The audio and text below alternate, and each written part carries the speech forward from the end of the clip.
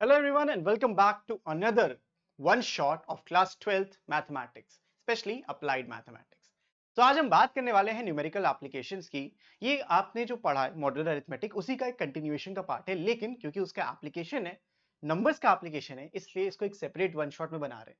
लेकिन अगर अभी तक आपने पुराने वीडियोस नहीं देखे तो ऊपर आई बटन पे क्लिक करो या फिर डिस्क्रिप्शन में देख लो, आपको पूरी की पूरी प्लेलिस्ट मैथ्स की मिल जाएगी। तो चलिए बिना किसी देरी के शुरू करते हैं numerical applications class 12th maths का।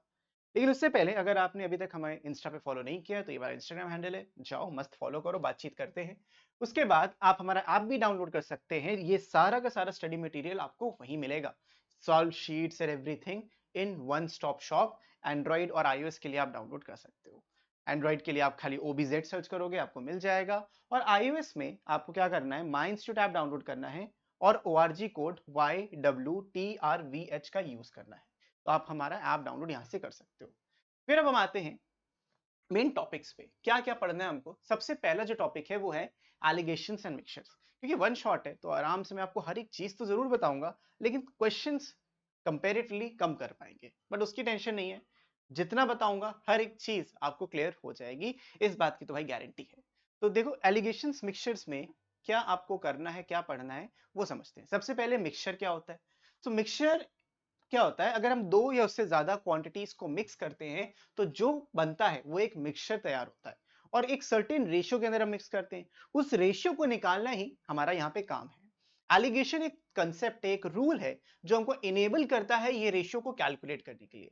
तो अब सीधे मायनों में ये समझो, मान लीजिए एक शॉपकीपर हो आप। मान लो, मानने में क्या जा रहा है, एक शॉपकीपर हो आप और आप दो तरीके के चावल लेके आते हो। एक 100 रुपए किलो चावल है और एक 50 रुपए किलो चावल है। अब क्या करते हो, आप उन दोनों चावल को मिला देते हो और 100 रुपए में बेचते हो।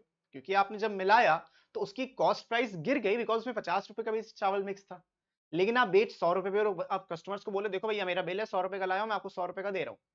तो कस्टमर तो बन जाएगा, है ना, और आप भी बन जाओगे, क्या अमीर बन जाओगे। लेकिन ये कंसेप्ट कहलाता है mixing and selling at a higher price.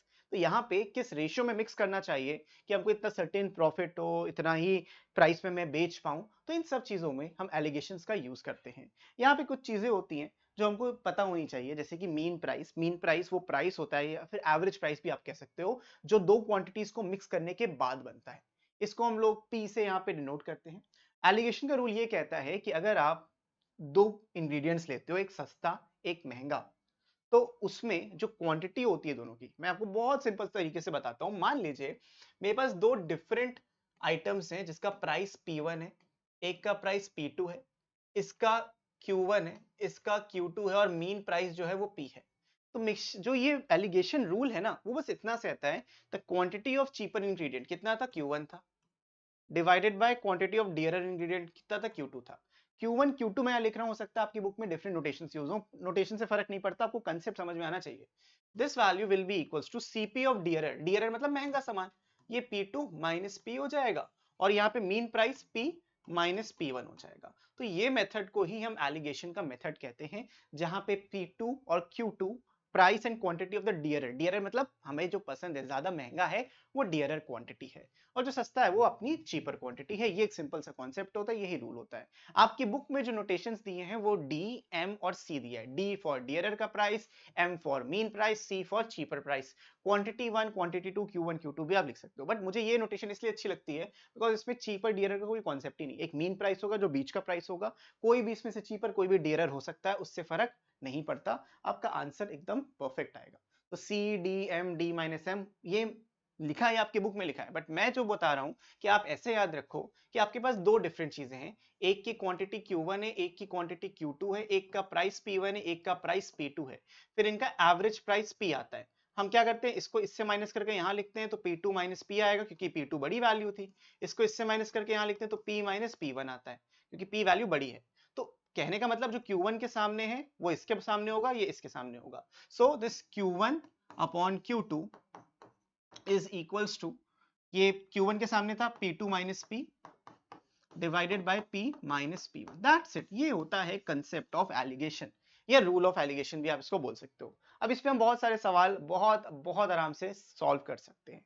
You just need to put in the values and find the answer. दो चीजों को मिक्स कर रहे हैं, आंसर आ रहा है। इसके बाद एक कंसेप्ट और आता है जब हम एक रिपीटेड डाइल्यूशन कहते हैं। इसको, इस कॉन्सेप्ट को हम कहते हैं the repeated dilution. What's a repeated dilution? आप एक ही सोल्यूशन लेते हो और उसमें ना चीजों को डाइल्यूट करते हो। तो मान लो एक पार्टी में गए, बढ़िया कैन भर के वाइन थी, उस वाइन बहुत पुरानी थी, सालों पुरानी वाइन थी, तो बहुत सारे दोस्त मिले, एक दोस्त ने कहा यार इसको तो बेचना बनता है, बड़ा पैसा पैसा ही पैसा होगा। तो 100 लीटर का कंटेनर था, उसने 10 लीटर वाइन निकाली, 10 लीटर पानी डाल दिया और वो लेके चलता बना। फिर दूसरा दोस्त आया, उसने भी 100 100 लीटर तो कंबाइन अभी भी है, क्योंकि भाई 10 पिछले वाले ने 10 लीटर पानी मिला दिया था। लेकिन अब जो बंदा निकालेगा 10 लीटर क्वांटिटी, उसमें सिर्फ 9 लीटर वाइन और 1 लीटर पानी होगा। हमेशा इसी तरीके से बनता है, जिस रेशो में बचता है उसी में निकल जाता है। तो कहने का मतलब यहाँ पे ये है कि हर बार आप क्या कर रहे हो, आप कुछ सर्टेन सोल्यूशन निकाल रहे हो और उसको पानी से डाइल्यूट कर दे रहे हो, तो इसी को कहते हैं रिपीटेड डाइल्यूशन। इस पे हम लोग आएंगे अभी, लेकिन पहले सिंपल से क्वेश्चंस करते हैं, एलिगेशंस के क्वेश्चन करते हैं, फिर सोल्यूशन के करेंगे। In what ratio must rice at 69 rupees per kg be mixed with rice 100 rupees per kg so that the mixture be worth 80 rupees per kg? सवाल ने क्या बोला, एक रेशियो बताना है आपको, तो इसको मैं लिखूंगा कैसे? लिखूंगा सस्ता इधर और एवरेज बीच में, महंगा इधर। तो आपको करना क्या होता है, आपको इसको इससे माइनस करके यहां लिखना होता है, इसको इससे माइनस करके यहां पे लिखना होता है। तो ये आपका फाइनल आंसर होता है, this is Q1, this is Q2। ठीक है, must rice in what ratio this rice mixed with this rice mixture, ताकि 80 रुपीज का आ जाए। तो तुम बोलोगे सर Q1 बाई Q2 की जो वैल्यू होगी, Q1 के सामने 20 था, Q2 के सामने 11 था, यहाँ मेरा आंसर हो जाएगा। लॉजिक समझे? बहुत ही इजी क्वेश्चंस होते हैं। ये आपका आंसर है 20:11, दैट्स इट। ये क्वांटिटी का रेशियो निकालना था, एग्जैक्ट क्वांटिटी क्या थी किसी को नहीं पता, अभी तो नहीं पता, लेकिन हो सकता है क्वेश्चन में दिया हो तो आप बता सकते हो। फिर यहाँ पे आएगा द एवरेज सैलरी पर head of the entire staff of the small factory including the supervisor and the laborers is 5750. Okay, the average salary per head of the supervisor is 20,000 and that of the labor is 5,000. Find the number of laborers in the factory if there are 4 supervisors. ये question देखने में जितना intimidating लगता है उतना होता नहीं है। आपको देखो अभी तक प्राइस और क्वांटिटी पे डील करना था, अब यहाँ पे आपको क्या करना है, आपको सुपरवाइजर्स और लेबर्स पे डील करना है। तो हमें पता है कि पर सुपरवाइजर पर लेबर हमारे को क्या मिल रहा है। सो हर लेबर को 5,000 रुपए मिलता है। बात समझना, हर लेबर को 5,000 रुपए मिलता है। लेट्स कॉल दिस, मेरे पास नंबर ऑफ लेबर्स n थे, कोई भी मैं ले सकता हूँ वेरिएबल, Q1 ले लूं, क्या फर्क पड़ता है। चलो Q1 की नोटेशन है तो Q1 ही ले लेते हैं। Q1 थे जिनको 5,000 रुपए मिलते थे, और मेरे पास Q2 सुपरवाइजर्स हैं, नॉट दैट QT वाले Q2, Q2 मतलब Q&2, इनके पास 20,000 रुपए इनको मिलता है। जो एवरेज सैलरी बन के आती है वो आती है 5,750 रुपए। ये बता रहा है कि डेफिनेट सी बात है कि ये वैल्यू Q1 बहुत ज्यादा है, तभी एवरेज इसी की तरफ है। अब देखो एवरेज आपने पढ़ रखा है ऑलरेडी। एवरेज क्या होता है, average will always be the middle quantity, दो एक्सट्रीम्स के बीच में गई होंगी ना, वो दोनों एक्सट्रीम्स को कभी टच नहीं करेगी। मतलब अगर मेरे पास 1 है और 100 है, तो उसका जो एवरेज होगा वो 50.1 होगा। और मेरे पास लेट से बहुत सारे 1s हैं और एक ही 100 है, तो बहुत ही क्लोज टू 1 होगा, लेकिन 1 कभी नहीं एग्जैक्ट होगा। तो कहने का मतलब ये कि भाई इसको इससे माइनस करके आप यहाँ लिखोगे, इसको इससे माइनस करके यहाँ लिखोगे, देखो ये 750 आ जाएगा, 750 आ गया। अब अगर आप इसमें 5,000 हटाते तो 15,000 होता, 750 और हटाओगे तो 14,250 हो जाएगा। करेक्ट, इस तरीके से ये वैल्यू मिल जाएगी। नाउ यू नो कि भाई मुझे पता है कि Q1 डिवाइडेड बाई Q2 की जो वैल्यू है वो 14,250 डिवाइडेड बाई 750 आएगी। तो यहाँ से कैंसिल होगा, 5 से करोगे तो 15 आएगा, 5 से करोगे तो इधर आएगा 2। इसको थोड़ा सा नीचे कर लेते हैं,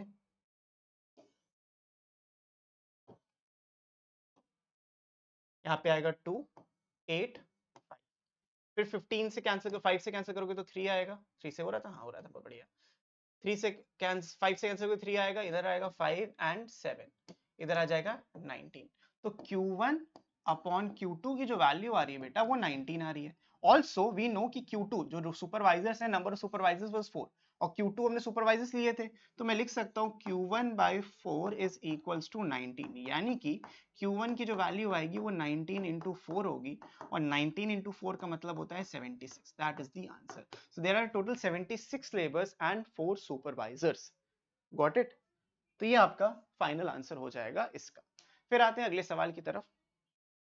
अच्छा बच्चों, अगर आपको ये नोट करना है तो आपके पास दो तरीके हैं, या तो आप वीडियो को पॉज करो, आराम से नोट करो समझ समझ के, या फिर हमारा ऐप डाउनलोड करो और उसमें कर सकते हो। बढ़ते हैं आगे। A container contains 70 liters of orange squash. The squash being too concentrate, 7 liters squash was taken out. अब यहाँ पे आ गया रिपीटेड डाइल्यूशन का मेथड। तो रिपीटेड डाइल्यूशन जल्दी से एक बार समझ लेते हैं ताकि आपको कोई कंफ्यूजन ना हो। रिपीटेड डाइल्यूशन में क्या होता है, एक कंटेनर है, मान लो उसमें कुछ भी 100 लीटर मान लो, ठीक है, 100 लीटर ऑफ प्योर लिक्विड है, this is a pure liquid, pure let's say milk लेते हैं, हम मिल्क की बात करते हैं, क्यों वाइन की बात करें भाई। इससे क्या करेंगे हम ना 10 लीटर माइनस 10 लीटर मिल्क निकाल लेंगे और 10 लीटर पानी ऐड कर देंगे।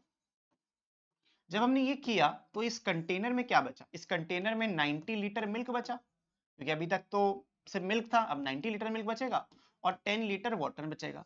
अब वापस से अगर आप 10 लीटर सोल्यूशन निकालोगे, 10 लीटर सोल्यूशन निकालेंगे, लेकिन इस सोल्यूशन में होगा क्या, इस सोल्यूशन 10 लीटर सोल्यूशन में उसी रेशियो में 10 लीटर बटेगा जिसमें ये ओरिजिनल मिल्क और वाटर है, इधर मिल्क है इधर वाटर है। तो 90 मिल्क था वाटर था, तो 90:10 का रहेगा और 9:1 का रहेगा। मतलब अगर आप 10 लीटर निकाल लो उसमें 9 पार्ट्स मिल्क रहेगा, 1 पार्ट वाटर होगा, तो यानी कि इसमें 9 मिल्क हो जाएगा प्लस 1 वाटर हो जाएगा, तो 10 लीटर बनाएगा। तो जब 9 मिल्क आपने हटा दिया और 10 लीटर पानी वापस से ऐड कर दिया, सोल्यूशन हटाया 10 लीटर फिर से तुमने ऐड किया, तो जब 9 लीटर मिल्क हटा दिया तुम्हारे पास सिर्फ 81 लीटर मिल्क बचा। और क्योंकि तुमने 10 लीटर पानी मिलाया है तो 20 लीटर नहीं होगा, क्योंकि 1 लीटर पानी निकला भी तो है, और 19 लीटर वाटर होगा। तो आप देखो ये तीनों इंस्टांसेस में जो कंटेनर का क्वांटिटी है वो कभी नहीं चेंज हुआ, वो टोटल 100 ही लीटर रहा, वो टोटल 100 लीटर रहा। तो यहाँ पे जो आप डाइल्यूशन करते हो, जितना रिप्लेसमेंट करते हो, रिप्लेसमेंट कितने का हो रहा है, 10 का हो रहा है, this is the replacement being done. तो इसको हम कहते हैं Y units, this is known as Y, इसको हम वाई यूनिट्स बोलते हैं। और अगर जो ओरिजिनल क्वांटिटी है, जो एक्स ओरिजिनल है, उसको हम एक्स बोलते हैं, this known as X unit. तो जो बनता है the quantity of pure liquid left after an dilution, कितनी बार किया, एक बार दो बार, यहाँ पे कितनी बार आपने रिप्लेसमेंट किया है, that counts as dilution. 3 container जरूर है बट डाइल्यूशन 2 बार हुआ है, तो डाइल्यूशन 2 बार होगा। तो आपको क्या लिखना है, pure liquid left will be equals to original जो x था 1 minus y upon x raised to the power n, n is the number of dilutions, यहाँ पे n is the number of dilutions। I hope ये बहुत simple सी चीजें हैं, repeated dilution के बहुत ही बेसिक से क्वेश्चंस हैं, ये आपको समझ में आ जाने चाहिए, करेक्ट। आई होप कोई दिक्कत इसमें नहीं होगी। इसको आपको नोट करना है और अगर हमारा ऐप डाउनलोड कर सकते हो तो ये नोट्स आपको उसमें मिल ही जाएंगे। तो that's it for repeated dilution. अब इस पे हम क्वेश्चंस करते हैं, ये क्वेश्चन इसी पे था इसीलिए मैंने कराया। A container contain 70 litres of orange squash, milk wine छोड़ो, इन्होंने ऑरेंज स्क्वाश दे दिया, ये 70 लीटर था। The squash being too concentrate 7 litre squash was taken out, हमने कितना निकाला, हमने 7 लीटर निकाला, and replaced by water, this process was repeated thrice, total ये जो रिपीटिशन है वो 3 बार हुआ है। To reduce the concentration of squash, how much quantity of orange squash left in the container, मतलब ये पूरा प्रोसेस 3 बार करने के बाद कितना बचा। तो भाई ऑरेंज स्क्वाश कितना बचेगा, left quantity is equals to initial formula एक बार लिखना, x 1 minus Y by X raise to the power n, तो x आपका 70 था, 1 माइनस 7 अपॉन 70 इसकी पावर 3, तो 70 इंटू ये आ जाएगा 1 बाई 10, 9 बाई 10 की power 3। So further simplifying it will give you 70 into 9 by 10 into 9 by 10 into 9 by 10। एक जीरो आप कैंसिल आउट कर सकते हो, 9 into 9 into 9 729 और 729 into 7 आपको मिल जाएगा 729 into 7 डिवाइडेड बाय 100। आपके पास ऑप्शन नहीं है, मेरे पास है, मैं यहाँ पे कैलकुलेटर का यूज कर लेता हूँ ताकि मैं गलत कैलकुलेशन ना करूं, ऑल्दो आप नहीं कर सकते कैलकुलेटर का यूज। कैलकुलेटर का यूज क्या करना, हम बड़े आदमी, हम मल्टीप्लाई करेंगे, 729 इंटू 7 करोगे, 7 9 63, 7 2 14 20, 7 7 49 51, तो 51.03। तो आंसर क्या आ जाएगा 5103 डिवाइडेड बाय 100, तो आपका आंसर आ जाएगा 51.03 लीटर्स। तो सोल्यूशन बड़ा इजीली आप कर सकते हो, बहुत आराम से सॉल्व कर सकते हो, सिर्फ उसको पता होना चाहिए आपको वैल्यूज कहाँ पे क्या रखनी है। So once you know that there is no going back. बहुत ही आसान सवाल होता है, ठीक है, बढ़ते हैं आगे। अगला टाइप का question, cost of two types of pulses is 55 kg and 99 rupees पर kg, if both pulses are mixed together in the ratio 2:3 what should be the price of mixed variety of pulse per kg। अब यहाँ पे आपको ratio दे दिया, mean price निकालने को बोला, कोई बात नहीं, आराम से निकल जाएगा। सो दे आर सेइंग कि भाई मेरे पास ना 55 रुपए का एक पल्स था, पल्स समझ तो दाल, 55 रुपीस का था, एक 90 रुपीस का था, ये 2:3 के रेशियो में मिक्स करा, एक एवरेज प्राइस पी आया। अब ऑब्वियस सी बात है 90 बड़ा है तो इधर मैं 90 माइनस पी लिखूंगा और इधर मैं लिखूंगा p minus 55। So all in all तुमको क्या मिलेगा, तुमको मिलेगा कि 2/3 जो होगा वो होगा 90 माइनस P divided by p minus 55। आप क्रॉस मल्टीप्लाई कर लो, 2p minus 110 equals to 270 minus का 3p। 3p को इधर लाओगे 5p हो जाएगा, उसको उधर ले जाओगे 380 हो जाएगा। तो p की वैल्यू यहाँ पे आ जाएगी 380 डिवाइडेड बाय 5, तो यहाँ पे आएगा 730 यानी 75 रुपीज। तो भाई 76 रुपीज सॉरी, तो टोटल आपके 76 होगा and this will be the average price. ये बीच का प्राइस है जो आपका आएगा, समझ में आया? ये एवरेज प्राइस है या पी की वैल्यू है। बहुत ही सिंपल से concepts. Take a note of this, understand the question, watch it 2-3 times, you will get it. ठीक है, बहुत ही सिंपल सा। एलिगेशन में इतना ही है, मैं आपको तब भी बहुत सारे क्वेश्चंस करा दे रहा हूँ। ये अब आपका होमवर्क है। Total this process repeated 4 more times, यानी कि यहाँ पे जो n होगा वो 5 होगा। n की जो वैल्यू होने वाली है वो 5 होने वाली है, x की वैल्यू 50 होने वाली है और y की वैल्यू 5 होने वाली है। तो this is what you need to do, solve कर लेना जस्ट अ सिंपल कैलकुलेशंस। फिर बहुत ही जल्दी हमने मिक्सचर एलिगेशन खत्म करके बोर्ड्स एंड स्ट्रीम्स पे आए।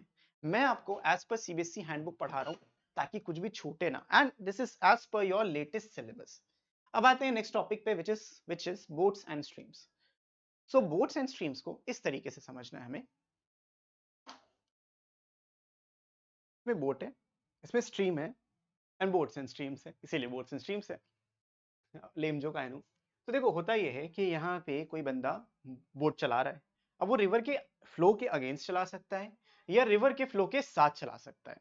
तो अगर वो बंदा रिवर के फ्लो के अगेंस्ट जाएगा तो उसको कहेगा कि वो अपस्ट्रीम जा रहा है। जैसे कि देखो यहाँ पे direction of stream right side था, ये direction of boat left side है, तो ये बंदा अपस्ट्रीम जा रहा है।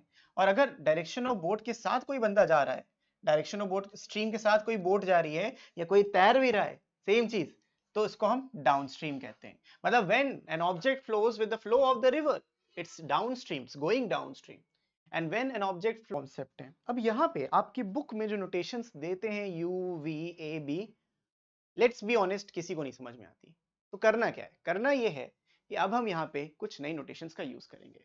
जब सिर्फ बोट है, जो भी डायरेक्शन ऑफ बोट पे जा रही है, जिस स्पीड से बोट जा रही है, उसको हम कहते हैं S B. Speed of boat is S B. और स्ट्रीम, जो स्ट्रीम है वो रिवर भी है, तालाब भी है, जो भी है, उसको हम यहाँ बोलते हैं एस आर। और कोई बंदा अगर डाउनस्ट्रीम जा रहा है तो हम कहेंगे स्पीड डाउनस्ट्रीम से जा रहा है। तो instead of A B U V X Y Z ये सब करने से बेटर क्या है, S B, speed of boat, speed of river, speed of downstream. Same इधर भी स्ट्रीम अपस्ट्रीम हो जाएगा।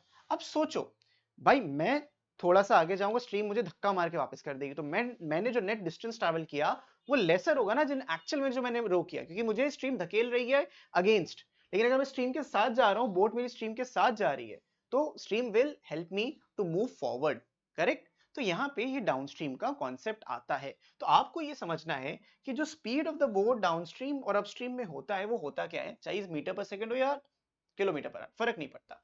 तो स्पीड ऑफ एसबी का मतलब यहाँ पे स्पीड ऑफ बोट होता है, जो मैं नोटेशन यूज करूंगा इस पूरे चैप्टर में, स्पीड ऑफ बोट।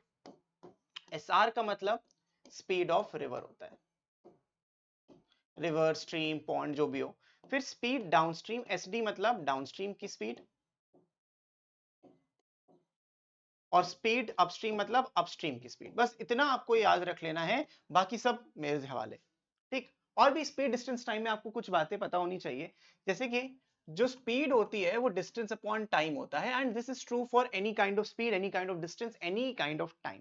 और अगर यहाँ पे डिस्टेंस कांस्टेंट है तो speed inversely proportional to time होती है। इसका मतलब क्या है कि अगर बंदा जा रहा है, आ रहा है, तो इस केस में जो स्पीड डाउनस्ट्रीम होगी और स्पीड अपस्ट्रीम होगी, that will be time taken by upstream divided by time taken by downstream। ये मतलब होता है अगर बोट सेम जगह से जाके सेम जगह पे वापस आ जाती है। तो ये रेशियो को याद रखना, एक चीज और याद रखना है अपने को कि जो स्पीड ऑफ डाउनस्ट्रीम होगी वो एक्चुअल में बोट और रिवर की स्पीड का सम होगा, और जो स्पीड ऑफ अपस्ट्रीम होगी वो बोट और रिवर का डिफरेंस होगा। अब बोट की स्पीड हमेशा रिवर से ज्यादा होनी चाहिए, अगर नहीं होगी तो रिवर उसको धकेलते हुए ले जाएगी और बोट कभी आगे बढ़ ही नहीं पाएगी। तो ये भी याद रखना, इसको तो बाय डिफॉल्ट आपको पता होना चाहिए। तो इतनी बातें हमको पता है। सवाल पे आते हैं, सीधा क्वेश्चन करते हैं। Find the speed of the boat if boat moves downstream at a rate of 16 kilometre per our and upstream at a rate of 10 kilometre per our. तो मेरे को देखो स्पीड ऑफ बोट पता है, स्पीड ऑफ डाउनस्ट्रीम पता है। Speed downstream में 16 था, स्पीड अपस्ट्रीम में 10 था, जो होना बहुत ही लाजमी था, kilometre per our and kilometre per our. अब मैं आपको एक शॉर्टकट बताता हूँ, हमेशा याद रखना। क्योंकि देखो अगर इन दोनों इक्वेशन को देख के मैं ऐड कर दूं, स्पीड रिवर ऐड हो कैंसिल हो जाएगा, 2 time speed of boat, speed downstream plus speed upstream. तो मैं ये भी कह सकता हूँ speed of boat is in दोनों का एवरेज। तो आपको याद रखना है speed of boat is actual में डाउनस्ट्रीम और अपस्ट्रीम का एवरेज होता है, और अगर सिर्फ रिवर की निकालनी और डाउनस्ट्रीम और अपस्ट्रीम दिया है तो इसका डिफरेंस हो जाता है। तो आप डायरेक्टली निकाल सकते हो, आपका आंसर यहाँ पे आ जाएगा। तो अगर मेरे को निकालना था स्पीड ऑफ बोट, तो ये speed of downstream plus speed of upstream divided by 2, which is 16 plus 10 divided by 2, 26 by 2। आप सिंप्लीफाई करोगे तो 13 किलोमीटर पर आवर आपको आंसर मिल जाएगा। ये बोट की हो गई। अब आप आपको रिवर की निकालनी है तो उसमें से बोट की माइनस कर दो, आपको रिवर मिल जाएगा। तो बहुत इजी इजी है यार, हो जाएगा सवाल। आगे बढ़ते हैं अगले क्वेश्चन की तरफ। The speed of boat in still water. Still water होगा तो सिर्फ बोट की बात कर रहा है, डाउनस्ट्रीम अपस्ट्रीम कुछ नहीं। ये 14 किलोमीटर पर आवर है। while going downstream it moves at a rate of 24 kilometre, downstream है 24 है। Find the speed of the boat against the stream. हमें अगेंस्ट द स्ट्रीम मतलब मुझे स्पीड अपस्ट्रीम को सवाल में पूछा गया है, लेकिन डाउनस्ट्रीम दिया और बोट का दिया है। तो बेटा डाउनस्ट्रीम का तो होता ही है ना बोट प्लस रिवर। तो ये बोट का 14, रिवर का अननोन, और स्पीड डाउनस्ट्रीम 24 था। तो आप ये बोलोगे कि जो x है या स्पीड ऑफ रिवर है, तो स्पीड ऑफ रिवर है that is just 10 kilometre per hour. मुझे चाहिए था speed of upstream. Speed of upstream होगा speed of boat minus speed of river. तो what is speed of boat? Speed of boat was 14 minus 10, answer आ जाएगा 4 kilometre per our. ये answer होगा upstream का। कितने इजी सवाल है। तो अगर आपको बेसिक कॉन्सेप्ट्स पता है, आप आराम से सारे क्वेश्चंस कर सकते हो। आगे बढ़ते हैं। A boat goes 8 kilometre upstream then returns, ऊपर जाएगी फिर वापस आ जाएगी। Total time taken is 4 hours and 16 minutes. If the speed of the current is 1 kilometer per hour, find the actual speed of the boat. हमको speed of the boat निकालनी। तो यहाँ पे क्योंकि कई हैं SBSR लिखने में, अगर आपको कंफ्यूजन होगी, स्पीड ऑफ बोट को मैं x बोल देता हूँ, स्पीड ऑफ रिवर को मैं 1 बोल देता हूँ। तो अगर मैं डाउनस्ट्रीम की स्पीड की बात करूं तो ये x प्लस 1 हो जाएगा, और मैं अपस्ट्रीम की स्पीड की बात करूं तो ये x माइनस 1 हो जाएगा। ठीक है, ये डाउनस्ट्रीम अपस्ट्रीम मुझे पता चल गया। तो बोट कर क्या रही है? बोट पॉइंट ए से जा रही है पॉइंट बी पे। ये मान लो रिवर इधर ही है, बोट भी इधर जा रही थी। अब बोट फिर बी से ए वापस आएगी। यहाँ पे इसको टाइम लगा नीचे जाने में, डाउनस्ट्रीम का टाइम, और ऊपर आने में अपस्ट्रीम का टाइम। जब नीचे आएगी डाउनस्ट्रीम, ऊपर आई तो अपस्ट्रीम। तो जो टोटल टाइम है अकॉर्डिंग टू द क्वेश्चन, जो टोटल टाइम है, टाइम अपस्ट्रीम टाइम डाउनस्ट्रीम, ये है 4 hours and 16 minutes। ऑब्वियसली आप मिनट्स में चीजों को नहीं करोगे, आप किलोमीटर पर आवर में कर रहे हो, तो ये भी आर में होना चाहिए। तो how will you solve it? आपको 4 hours पता है, 4 प्लस 16 बाई 60। अब इसको आप 4 से हटाओगे तो 4 बाय 15 आ जाएगा। तो यहां से मिल जाएगा 15 4 जा 60, 64 बाय 15, ये आ जाएगा आवर्स में। This is 16 4 by 15 hours, which is 4 hours and this minutes. So if the speed of the current हो गया, the actual speed of the boat. So according to the question, they are saying कि भाई देखो, जो आप downstream जाने में time ले रहे थे और जो टाइम आप अपस्ट्रीम में ले रहे थे वो 4 hours 16 minutes था, जो मैंने उधर निकाल के रखा है 64 by 15। तो आप यहाँ पे 64 by 15 लिखोगे। अब डाउनस्ट्रीम में टाइम लगा कितना, जो डिस्टेंस होगा वो होगा भाई। अब बोट गोस 8 किलोमीटर, है ना, अपस्ट्रीम एंड देन रिटर्न्स। अब पहले डाउनस्ट्रीम पहले अपस्ट्रीम फर्क नहीं पड़ता, 8 किलोमीटर जाएगी 8 किलोमीटर आएगी। जब वो डाउनस्ट्रीम में जा रही थी, देखो टाइम दिया था, आप क्या निकालोगे? डिस्टेंस, जो भी आपका डिस्टेंस होगा divided by speed of downstream plus distance divided by speed of upstream, ये 64 बाय 15 हो जाएगा। डिस्टेंस 8 था, डाउनस्ट्रीम की स्पीड x प्लस 1 थी। यहाँ पे भी डिस्टेंस 8 था, डाउनस्ट्रीम अपस्ट्रीम की स्पीड x माइनस 1 थी। ये हो जाएगा 64 बाय 15। अब यहाँ से हम 8 से 8 हटा देंगे तो 1 upon x plus 1 plus 1 upon x minus 1 is equals to 8/15 आ जाएगा। मैंने पूरी इक्वेशन को दोनों तरफ 8 से डिवाइड कर दिया। सोल्यूशन देखो बेटा आपके हाथ में है। वन शॉट अगर आप कर रहे हो तो ये अज्यूम करके कर रहे हो ना कि हमने पहले थोड़ा बहुत तो देखो पढ़ रखा है। अगर आप एकदम बेसिक से स्क्रैच से शुरू कर रहे हो तो ये वीडियोस आपके लिए नहीं है वैसे भी। तो आपको प्रॉपर्ली पढ़ना है, इसको समझना है, कैलकुलेशन सही से करनी है। तो यहाँ पे विल सिंप्लीफाई इट, हमें मिलेगा x plus 1 into x minus 1, इधर आ जाएगा x minus 1 plus of x plus 1 is equals to 8/15। यहाँ से 1 से 1 कैंसिल हो जाएगा। Now you are left with 2x divided by x square minus 1 is equals to 8/15। अब 2 से ये कैंसिल होके 4 हो जाएगा, क्रॉस मल्टीप्लाई करेंगे तो 15x 4x स्क्वायर माइनस 4 आएगा। तो हम लिखेंगे 4x square minus 15x minus का 4 इक्वल्स टू 0। तो 4x का स्क्वायर माइनस का 16x प्लस का x माइनस 4 इक्वल्स टू 0। यहाँ पे सिंप्लीफाई करोगे 4x कॉमन लेके x माइनस 4 होगा, प्लस 1 कॉमन लोगे x माइनस 4 इक्वल्स टू 0 होगा। तो further simplifying this will give you x minus 4 into 4x plus 1 equals to 0। So x की वैल्यू या तो 4 होगी या माइनस 1/4। स्पीड कभी नेगेटिव हो सकती है? नहीं, आउट हो गया। सो x की वैल्यू 4 होगी। x था क्या? It is the speed of the boat. x क्या है? स्पीड ऑफ द बोट, वही हमको निकालना था। समझ में आ गया? कोई दिक्कत, कोई परेशानी तो कमेंट में जरूर बताना। बढ़ते हैं अगले क्वेश्चन की तरफ। इस क्वेश्चन को देखो। A man rows 7 km per hour in still water. If the stream is flowing at a rate of 5 km per hour, it takes 7 hours to row to a place and return. How far is the place? तो इसमें जो components है उसको देखते हैं। Man can row 7 km per hour in still water. इसका मतलब ये है कि the speed of the boat is 7 km per hour. मेरे नोटेशंस अगर आपको अच्छे लग रहे हैं कमेंट करके जरूर बताना। If the stream is flowing at a rate of 5, अरे भाई रिवर की भी बता दी, क्या बात है, 5 किलोमीटर पर आवर। तो स्पीड डाउनस्ट्रीम के टाइम पे इन दोनों का सम हो जाएगा which is 12 kilometre per hour. और जब मैं अपस्ट्रीम लिखूंगा तो इन दोनों का difference which is 2 kilometre per hour.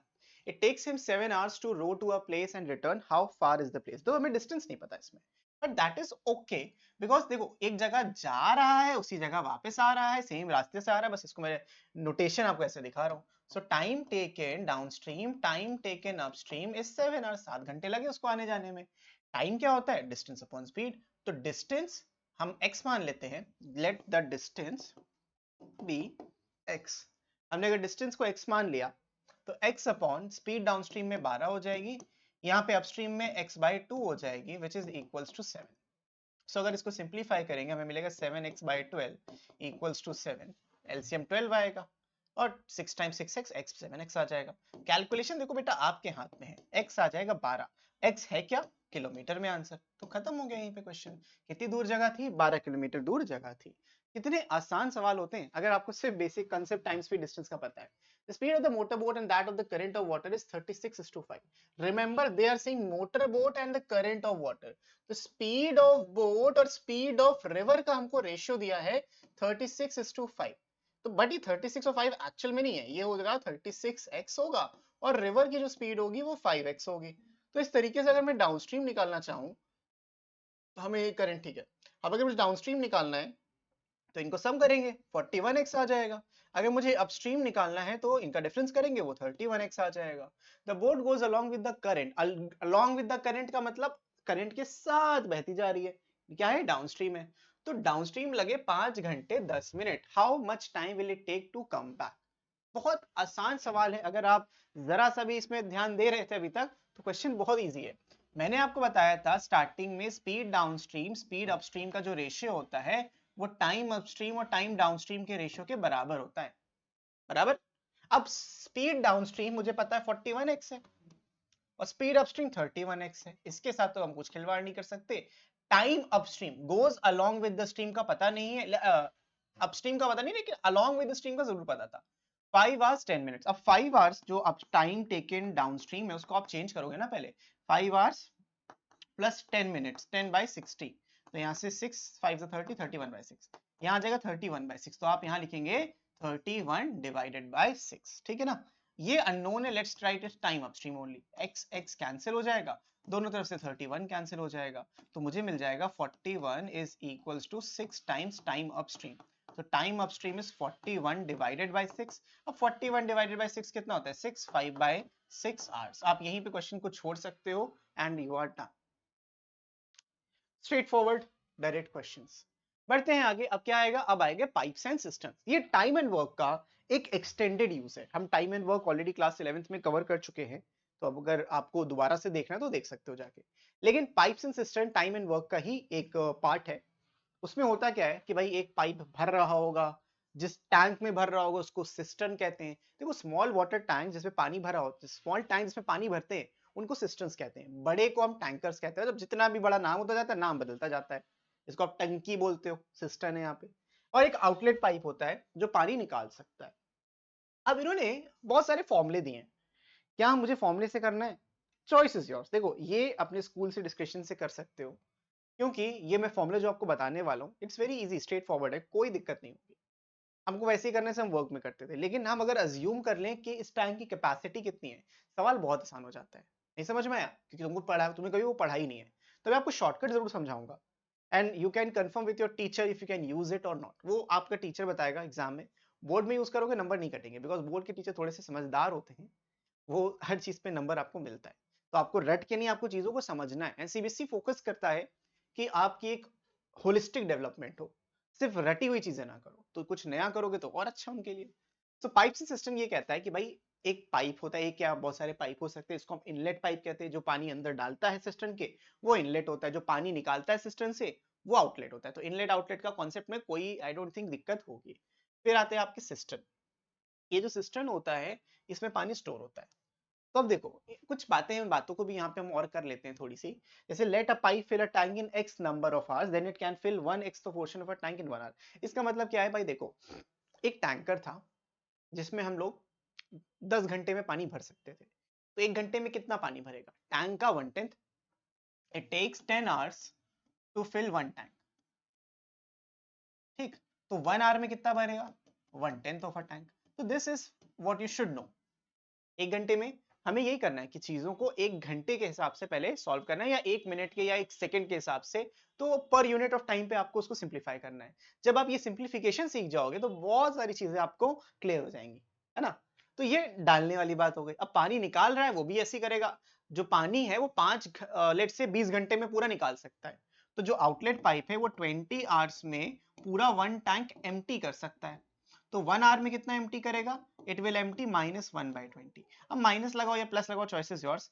Remember minus का मतलब पानी निकल रहा है, प्लस का मतलब पानी टैंक के अंदर आ रहा है।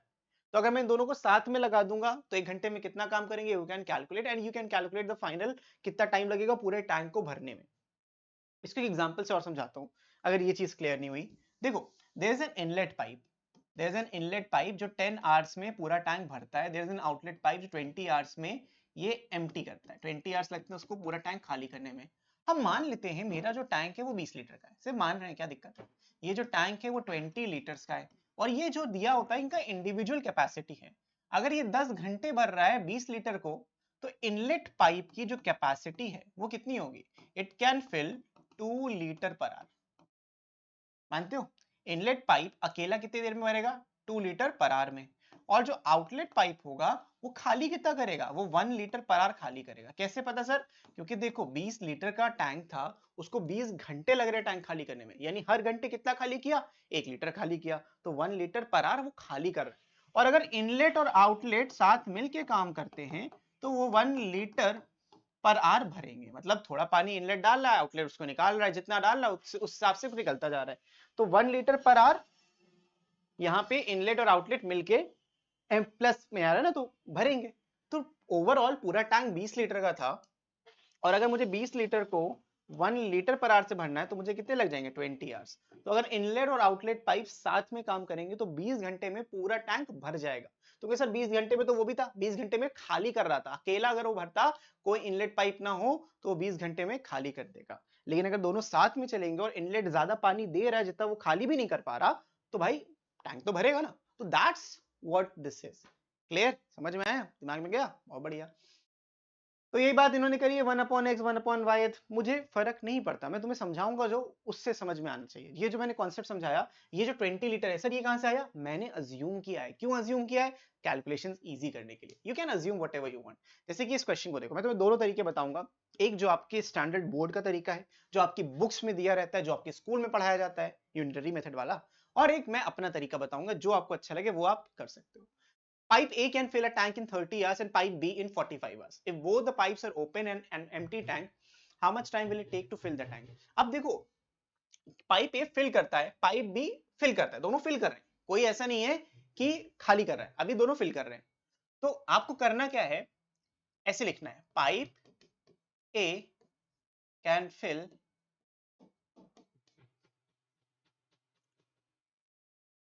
फुल टैंक इन 30 आवर्स, ठीक है।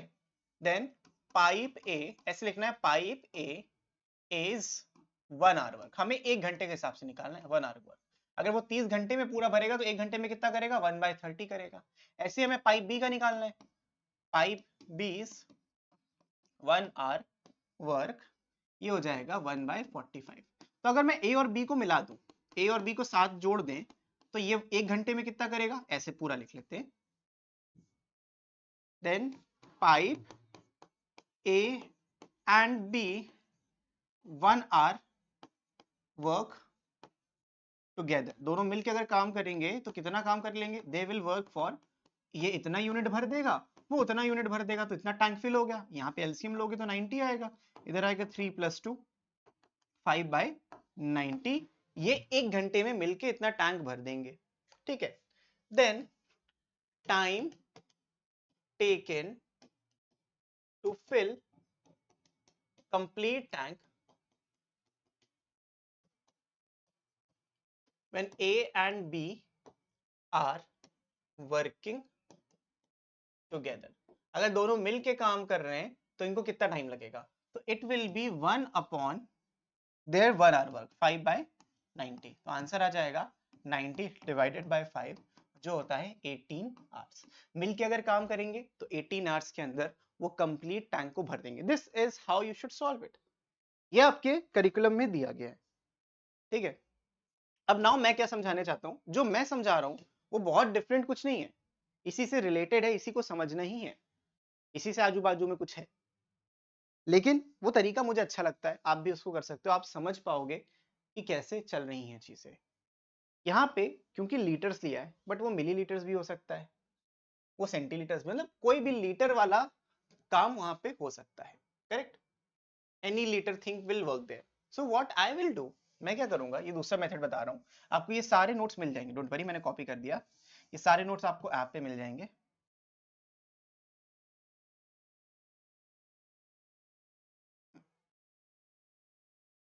आपको अज्यूम करना है, let the capacity of tank be LCM of whatever the time is given, 30 and 45। ये हम लोग अज्यूम करते हैं, जो मैंने पिछली बार में 20 लाया था वो एलसीएम से ही लाया था, तो 30 एंड 45 का एलसीएम कितना होगा, 90। अब मैं इसको लीटर की जगह यूनिट्स बोल दूंगा तो क्या दिक्कत है, कोई दिक्कत है। तो अब मुझे वही करना है कि भाई पाइप ए का, पाइप इज 1 आवर वर्क, 1 घंटे में पाइप ए ने कितना काम किया, इसने किया 90 यूनिट्स, देखो पूरा भरना था, 90 यूनिट्स था और इसको 30 घंटे लग रहे थे, तो ये करेगा 3 units per hour. Remember I am writing the units just for you guys. Then pipe B's 1 hour work, it will be 90, इसको भी 90 भरना है, और लेकिन इसके पास 45 आवर्स है, तो ये 2 यूनिट्स पर आवर भरेगा। अब जब मैं ए और बी को जोड़ दूंगा, ऐसे सोचो, pipe A and B will work कितना, 3 + 2 which is equals to 5 units per hour, ये इनका साथ का काम है। और आपको जो टाइम और वर्क इक्विवेलेंस रिलेशन होता है, जो हमने क्लास 11 में पढ़ा था, आई गेस आप भूल चुके हो, और अगर भूल चुके हो मैं आपको बस एक छोटा सा याद दिलाना चाहूंगा। जो टाइम वर्क इक्विवेलेंस रिलेशनशिप होता है वो ये कहता है कि जो वर्क डन होता है that is equals to efficiency into time. ये एफिशिएंसी क्या है, कितना काम आप पर यूनिट ऑफ टाइम में कर रहे हो, टाइम क्या है, जितना टाइम आप ले रहे हो। तो यहाँ पे हम ये भी बोल सकते हैं कि वर्क इज इनवर्सली प्रोपोर्शनल, या फिर efficiency is inversely proportional to time, जो जितना ज्यादा टाइम लेगा उतना कम एफिशिएंट होगा, और या जितना ज्यादा एफिशिएंट है वो उतना कम टाइम लेगा, whatever you want to say. तो अगर ये है then time taken by A and B together, हमको 90 यूनिट्स भरना था। Remember I am writing the unit just for you guys, and यहाँ पे आ रहा है 5 यूनिट्स पर आवर। अब सोचो यूनिट यूनिट से कट जाएगा, आर ऊपर चला जाएगा, आंसर आ जाएगा 18 आवर्स। तो this is one another way of doing it.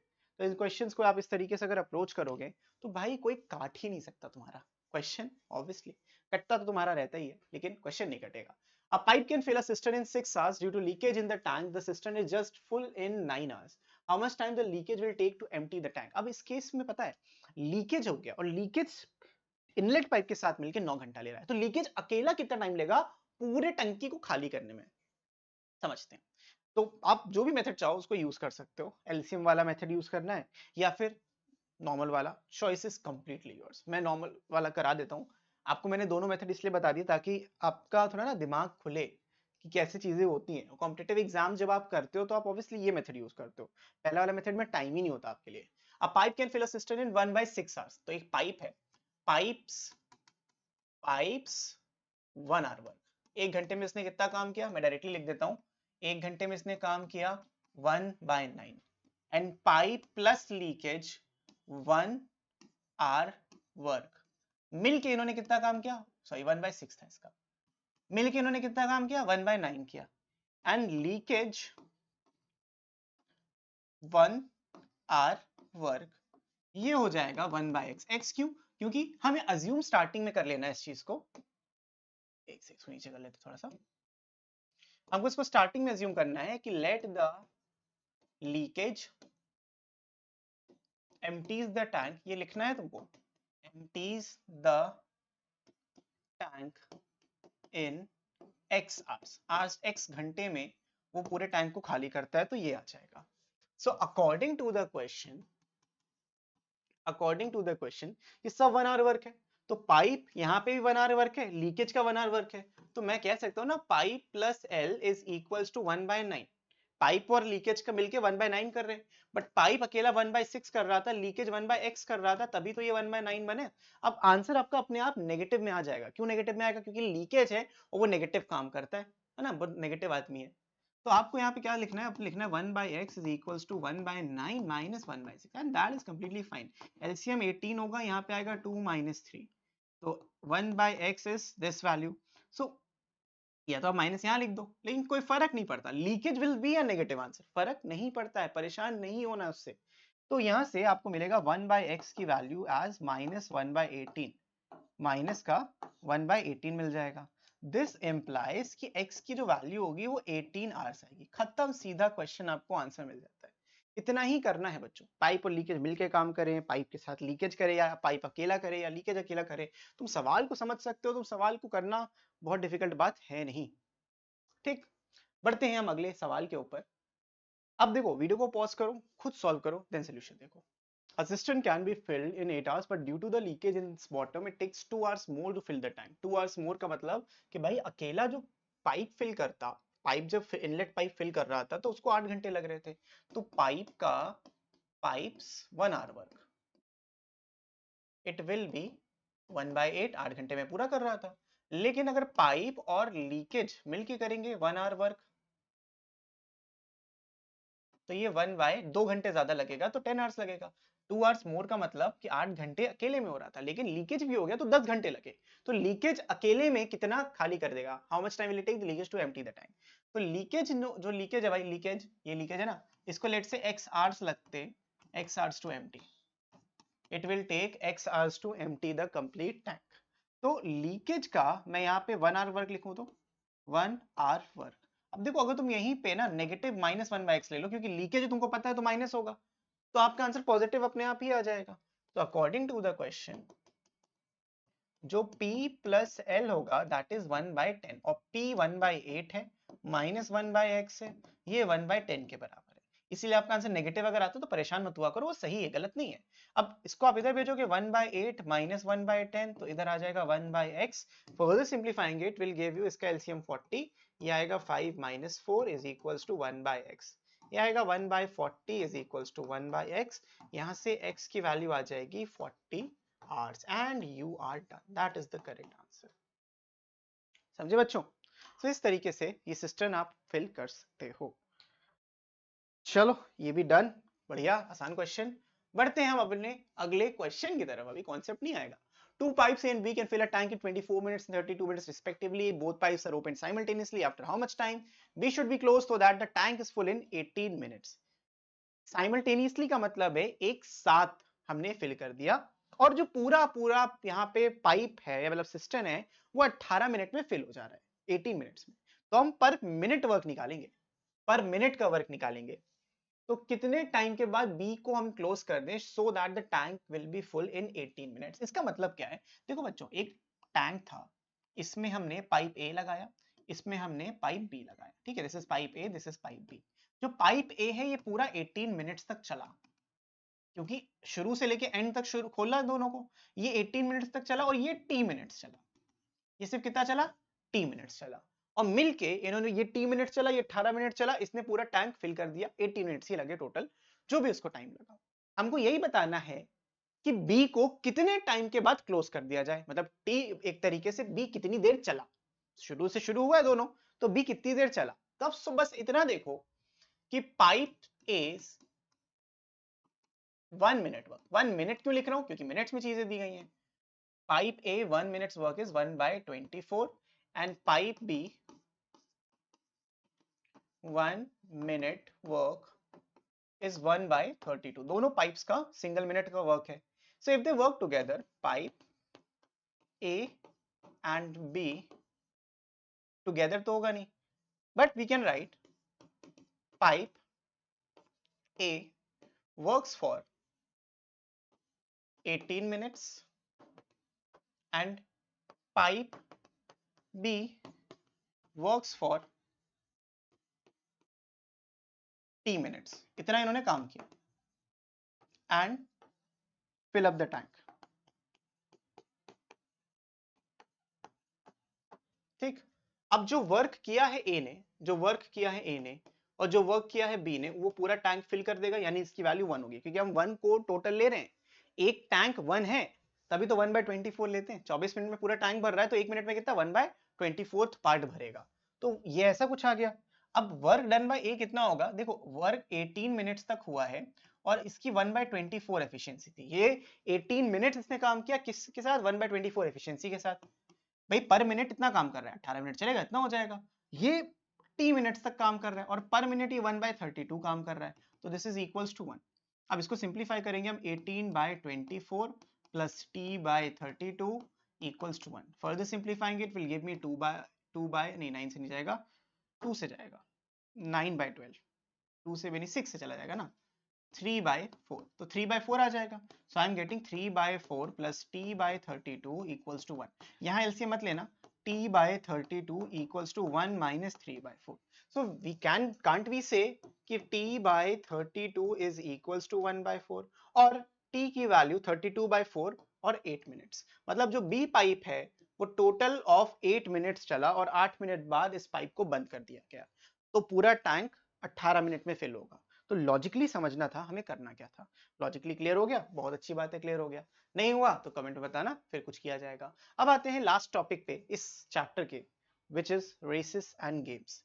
Races and games क्या है? रेस एक कंपटीशन होता है जिसमें competitors have to cover a certain distance in minimum amount of time. जितना कम टाइम लोगे उतना जल्दी जीतोगे।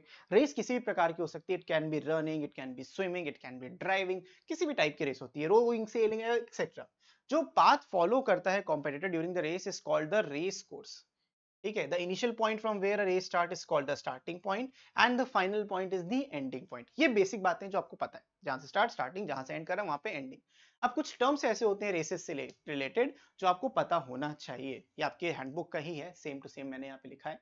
ए gives B a start of x metres. इसका मतलब ये होता है, मैं तुमको सब समझाता हुआ चलूंगा।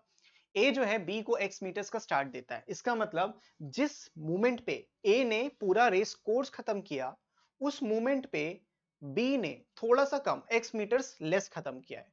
हमेशा जब भी हम स्टार्ट देते हैं, वी गिव्स अ स्टार्ट का मतलब कि दोनों जब साथ पहुंचेंगे, अगर आप स्टार्ट दे रहे हो तो साथ पहुंचने का अजम्पशन ले रहे हो, ठीक है।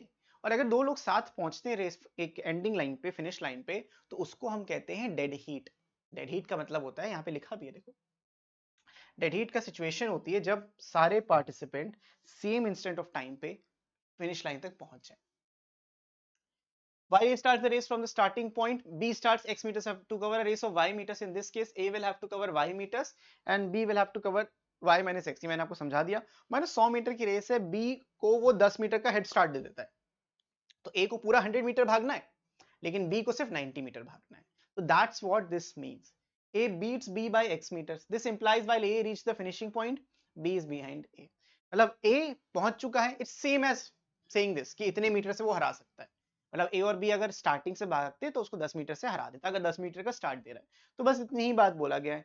B A gives B a start of t minutes. It implies that A will start t minutes after B starts from the starting point. Both A and B will reach the finishing point at the same time. Start देना कोई भी point यानी ये dead heat में ही चीजें खत्म होंगी.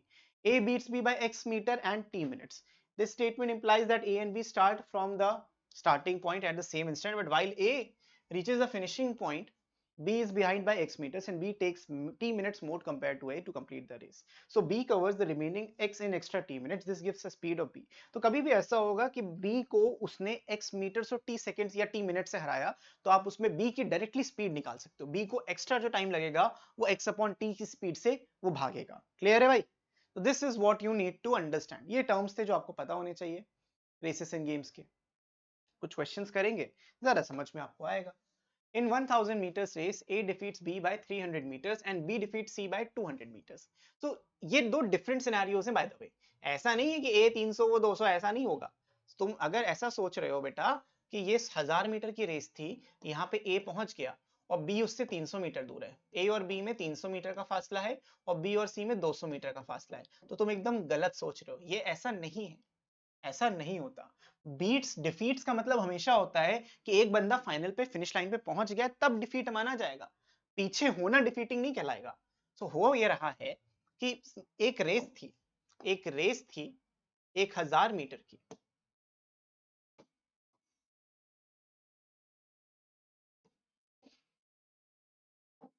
एक रेस थी, ये स्टार्टिंग है, ये एंडिंग है. 1000 मीटर की रेस है. ए यहां पहुंच गया तो बी उससे 300 मीटर पहले है, मतलब यहाँ पे 300 मीटर का गैप है और यहाँ पे बी होगा. फिर अगर बी यहाँ पे पहुंच गया तो सी कहीं यहाँ पे होगा, कितनी दूर, 200 मीटर की गैप पे होगा. तो सवाल ये था सेम रेस में ए ने कितने से हराया. मतलब अगर ए यहाँ पहुंच गया तो सी कहां पर होगा. सी इज वेयर इज सी, ये सवाल है आपका. तो उसके लिए क्या करना होता है, एक तरीका होता है जिसको हम इक्वेशंस बना के सॉल्व करते हैं.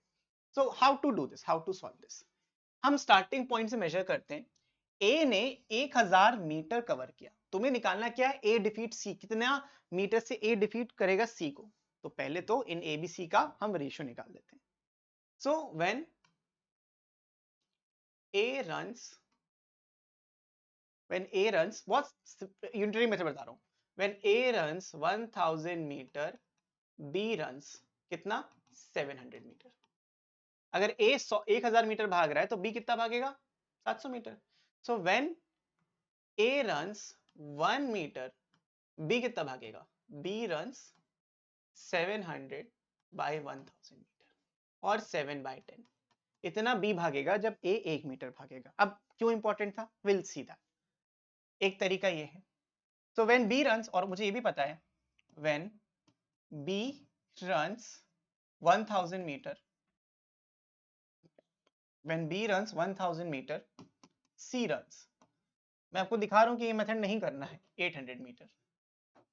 तो when B runs 1 meter, C runs 8 by 10 meters. ठीक है, 800 by 1000, 8 by 10 और 4 by 5 आ जाएगा. तो मुझे ये पता है कि B के 1 मीटर भागने पे इतना हो रहा है. तो अगर B, when B runs इतना, ये 7 by 10, मुझे 7 by 10 भगाना है, 7 by 10 मीटर, C कितना भागेगा, C runs 4 by 5 into 7 by 10. अब मुझे मालूम है B 7 by 10 भाग रहा है, तो A कहां भाग रहा है, when A runs 1 meter, C runs, ये C का ही तो है, C runs 28 by 50 मीटर. अब अगर ये 1000 मीटर हो जाएगा, when A runs 1000 metre, then C runs, कितना C दौड़ेगा भाई, 28 by 50 into 1000. तो 0 से 0 कैंसिल, इधर आ जाएगा 20, 560 मीटर. तो जब ये फिनिश लाइन पे यहाँ पे पहुंच चुका है, जब यहाँ पे ये फिनिश लाइन पे पहुंच चुका है तो सी ने टोटल ऑफ 560 मीटर कवर किया होगा। जब ए फिनिश लाइन पे पहुंच चुका होगा तो सी ने टोटल ऑफ 560 मीटर कवर किया होगा, यानी वो कितने मीटर से हारा, वो 440 मीटर से हारा, 440 मीटर से। तो इस तरीके से भी सोच सकते हो, बट तुम देख रहे हो कि this is a very tedious process, so would I recommend you to do that? Obviously not. लेकिन तुम्हें समझाना मेरा फर्ज था कि यूनिटरी मेथड होता क्या है। आगे शॉर्टकट बताता है भाई तुम्हारा। देखो कैसे करना है, ये कुछ भी नहीं करना अपने को, इसमें सब हटा दो, we don't have anything, don't have to do anything. समझते हैं क्या होगा।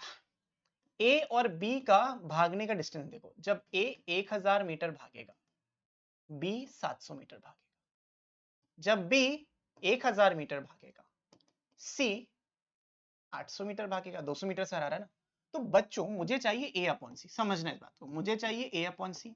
तो ए अपॉन सी कैसे आएगा, जब मैं ए अपॉन बी को बी इंटू सी से मल्टीप्लाई कर दूं। सोचो ये एक्चुअल में क्या दिया है, ये दिया है, यही तो है कि ए अपॉन बी 10/7 हो जाएगा, ए अपॉन बी 10/7 और बी अपॉन सी जो होगा वो 10/8 हो जाएगा। तो मुझे क्या करना है, इक्वेशन 1 इक्वेशन 2 को मल्टीप्लाई करना है। इससे होगा क्या, बी से बी कट जाएगा, देखो बी से बी कट के ए बाई सी मिलेगा, लेकिन ए अपॉन बी की वैल्यू हम रख पाएंगे ना, दिस इज 10/7 इंटू कितना 10/8। ठीक, ये ए और सी का रेशियो आ गया। दिस इंप्लाइज कि ए इज टू सी जो होगा वो 100:56 होगा। मतलब जब ए 100 मीटर भागेगा, बी 56 मीटर भागेगा। लेकिन मुझे क्या करना है, मुझे ए को 1000 मीटर भगाना है। ये 10 से मल्टीप्लाई हुआ, ये 10 से मल्टीप्लाई होगा तो इसको भी 10 से मल्टीप्लाई, इक्वेशन बराबर करने के लिए। तो इस टू सी ये कितना भाग जाएगा, 560 मीटर भाग जाएगा। सवाल था ए ने कितने से डिफीट किया, वही आंसर है, इन दोनों का डिफरेंस, आंसर खत्म। तो ये ratio method will be your रामबाण इलाज for such kind of questions. ठीक है, बढ़िया लगा, मजा आई, ये अच्छी चीज है जो मैं आपको सिखा रहा हूं, सीख लो, अभी बहुत काम आएगा, बाद में बड़ा स्ट्रगल करोगे, ऐसे लिख के आओगे पूरे मार्क्स मिलेंगे। हमको ए और सी को कनेक्ट करना था, हर चीज में मुझे बस कनेक्शन ही बैठाना है, और कुछ है ही नहीं सवाल में। यूनिटरी मेथड हम क्यों करें जब हम डायरेक्टली ऐसे सॉल्व कर सकते हैं, right? In a 1000 meter race, A can give a start of 100 meters to B and a start of 280 meters to C. इसका मतलब ये है कि 1000 मीटर में A B को 100 मीटर से हरा सकता है, ये मतलब होता है इसका। तो आपको सोचना क्या, आपको सोचना है A और B, जब A इतना 1000 मीटर भागेगा तो B कितना 100 मीटर से हरा रहा है, तो ये भागेगा 900 मीटर। हरा रहा है वो नहीं लिखना, कितना दो रन करेंगे हमको वो लिखना है, A अपॉन B की वैल्यू आ गई। To B and a start of 280 metres to C, यानी कि सेम रेस में, बहुत बढ़िया, सेम रेस की बात करी, इसमें 280 मीटर दे सकता है, मतलब इससे 280 मीटर, 1000 में 280 छोड़ दोगे तो 720 आ जाएगा, तो इधर आप 720 लिख दोगे। In the same race how much start can be give to C. अब इस क्वेश्चन में क्या करना आपको, आपको बी सी को सेग्रीगेट करके 900:720 पहले लिखना है, यहां से 0 को कैंसिल करना है, करेक्ट। अब मुझे ये 1000 बनाना है, I need to make it 1000। मुझे B upon C की वैल्यू पता चल गई है, देखो I know the value of B upon C। अब मैं इसको 9 से कैंसिल करूंगा तो ये 10 हो जाएगा, ये 8 हो जाएगा। तो B upon C की वैल्यू 10/8 है। B upon C की वैल्यू 10/8 है। बच्चों बहुत ध्यान से सुनना जो बता रहा हूं। तो मुझे 1000 मीटर रेस बनाना है, तो 1000 मीटर की रेस के लिए मैं 100 से मल्टीप्लाई करूंगा, ऊपर के तो नीचे भी करूंगा।